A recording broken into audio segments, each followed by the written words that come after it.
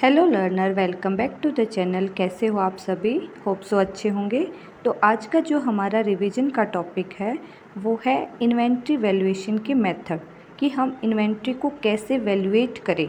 ठीक है जी। इसके वेरियस मेथड हैं, बट स्टूडेंट को जो है 3 मेथड में ज़्यादा कन्फ्यूजन रहती है। स्टूडेंट पहले हम जो है तीनों मेथड का मीनिंग देख लेंगे, बाद में एमसीक्यू के थ्रू जो है अच्छे से इनकी प्रैक्टिस करेंगे, अच्छे से समझेंगे।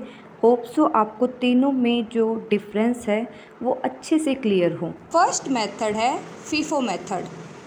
FIFO stands for first in first out, which means that the oldest inventory item are sold or used first and the newest ones are left in stock. इस मेथड के अकॉर्डिंग जो ओल्डेस्ट इन्वेंट्री है उसे हम जो है पहले use करेंगे और जो न्यूएस्ट इन्वेंट्री है उसे बाद में। मीन्स जो हमने पहले जो रॉ मटेरियल परचेज किया है उसे अपने गुड्स को प्रोड्यूस करने में पहले यूज़ करेंगे और जो हमने बाद में यूज़ किया है उसे बाद में यूज़ करेंगे। अगर हम सेकंड मेथड की बात करें तो सेकंड मेथड है LIFO method. LIFO stands for last in first out, which means that the newest inventory item are sold or used first and the oldest ones are left in stock. In simple term, जो भी हमने इसके meaning से ही clear होता है, last in जो कि last में परचेज किया है क्या, रॉ मटेरियल। फर्स्ट आउट उसको हम पहले आउट करेंगे, मीन्स उसको पहले यूज़ करेंगे। Third one is weighted average method.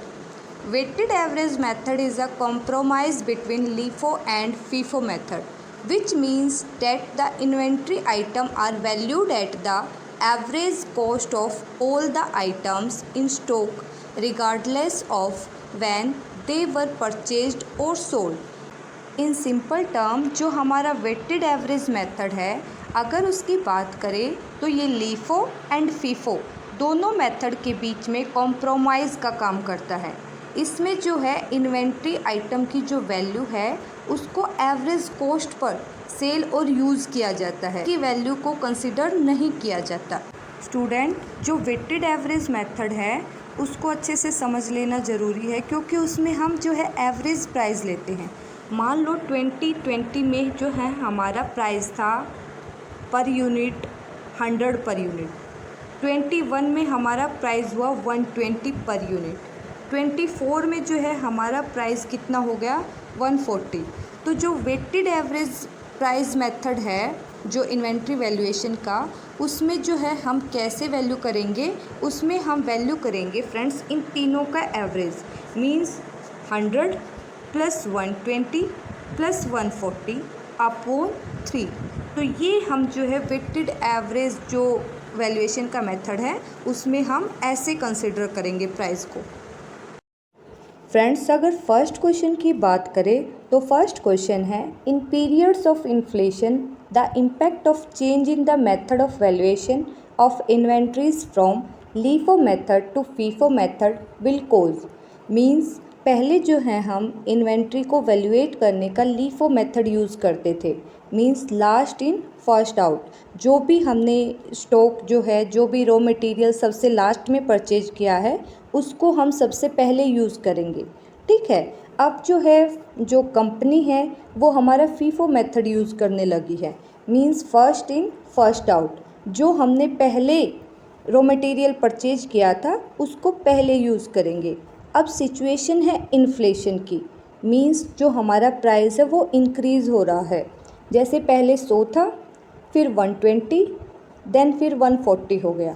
अब लीफो मेथड के अकॉर्डिंग हम बात करें तो जो है हमारा प्राइस ये हमने रॉ मटेरियल के रूप में यूज़ कर लिया, तो हमारी जो इन्वेंट्री है, जो स्टॉक है, वो हमारा क्लोजिंग स्टॉक है, वो कितनी वैल्यू का हमारे पास बचा, तो वो स्टूडेंट हमारे पास बचा 220 का।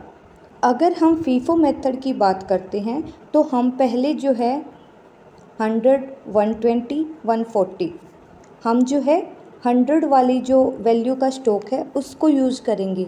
तो इसके बाद जो हमारी इन्वेंट्री की वैल्यू है वो कितने की होगी, वो हमारी होगी 260। तो अगर आंसर देखें तो आंसर हमारा होगा increase the inventory value. Means अगर हम लीफो मेथड की जगह फीफो मेथड यूज़ करने लगे तो जो हमारी इन्वेंट्री की वैल्यू है वो इंक्रीज होगी। फ्रेंड, जो क्वेश्चन है वो हमारा सेम है, तो ऑप्शन देखते हैं। Option 1 is increase in profit and decrease in the cost of goods sold. तो इसका आंसर होगा ए। क्यों होगा फ्रेंड? हमारा प्रॉफिट इंक्रीज कैसे होगा अगर हम लीफो मेथड के बजाय फीफो मेथड यूज़ करें तो फ्रेंड, इन्फ्लेशन की सिचुएशन सभी को पता है, प्राइस इंक्रीज़ होते हैं। फर्स्ट हमारा 100 प्राइस था, सेकंड 120 हो गया, देन 140 हो गया। ठीक है फ्रेंड, अगर हम फीफो मेथड यूज़ करते हैं तो हम सबसे पहले ये वाला जो रॉ मटेरियल है, इस 100 प्राइस वाला जो रॉ मटेरियल है उसको यूज़ करेंगे। तो अब हमारा जो क्लोजिंग स्टॉक है उसकी वैल्यू कितनी होगी? क्लोजिंग स्टॉक की वैल्यू होगी 260। ठीक है फ्रेंड, तो जो क्लोजिंग स्टॉक है वो हमारा एसेट होता है जिसे हम एसेट साइड शो करते हैं। मींस अगर ओवरऑल देखें तो वो हमारे प्रॉफिट को इंक्रीज़ करता है, क्योंकि पहले 140 का यूज़ करते थे तो हमारे क्लोजिंग स्टॉक की वैल्यू कितनी बचती थी? 220। ठीक है फ्रेंड, लेकिन अब हम जो है 100, 120, 140 100 का यूज़ करते हैं। इससे जो है हमारे क्लोजिंग स्टॉक की वैल्यू ज़्यादा शो होगी, जिससे हमारा प्रॉफिट इंक्रीज होगा। सेकंड वन इज़ डिक्रीज़ होती है कॉस्ट ऑफ गुड्स सोल्ड। कैसे? इन्फ्लेशन में पहले मान लो 100 का प्राइस का जो रॉ मटेरियल था वो यूज़ करते थे, फिर 120 का, फिर 140 का। ठीक है जी, अगर लीफो मेथड की बात करें तो हम सबसे पहले ये वाला रॉ मटेरियल यूज़ करेंगे। इससे जो हमारी जो कॉस्ट है वो इंक्रीज़ हो जाएगी। ठीक है, लेकिन अब हम फीफो मेथड का यूज़ करना चाहते हैं, तो अब हम इस प्राइस वाला रॉ मटेरियल यूज़ करेंगे। तो अगर देखें तो हमारी कॉस्ट ऑफ गुड्स सोल्ड वो डिक्रीज़ होगी। ठीक है फ्रेंड, आई होप आपको अच्छे से क्लियर हुआ हो। Next question is which of the following valuation method show higher profit during the period of rising price. Means inflation की सिचुएशन में कौन सा मेथड जो है हायर प्रॉफिट शो करेगा? तो वो हमारा मेथड अभी हमने ऊपर डिस्कस किया, वो होगा फीफो मेथड।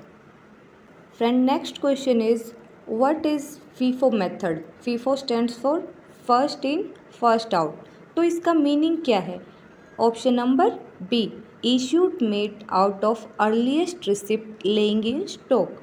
हम पहले जो हमारे स्टॉक में पहले आया था उसको पहले यूज़ करेंगे। Last but not the least question is in a period of inflation, means price increase हो रहे हैं। Which inventory method would be considered suitable by the accountant to compute current market cost? तो वो हमारा मेथड होगा LIFO method. Friends, LIFO method use करने का जो मेन मोटिव है, या हम बोले कि मेन एडवांटेज है, वो यही है क्योंकि इससे जो हमारा प्रॉफिट है, करंट ईयर का प्रॉफिट है, वो कम शो होगा, जिससे जो है हमारी टैक्स लायबिलिटी कम होगी। फ्रेंड, अगर आपको वीडियो से थोड़ा बहुत भी सेटिस्फेक्शन मिले तो आप वीडियो को लाइक करें और अपने फ्रेंड्स के साथ जो है चैनल के लिंक को शेयर करें और अच्छे अच्छे कमेंट करें। Thank you.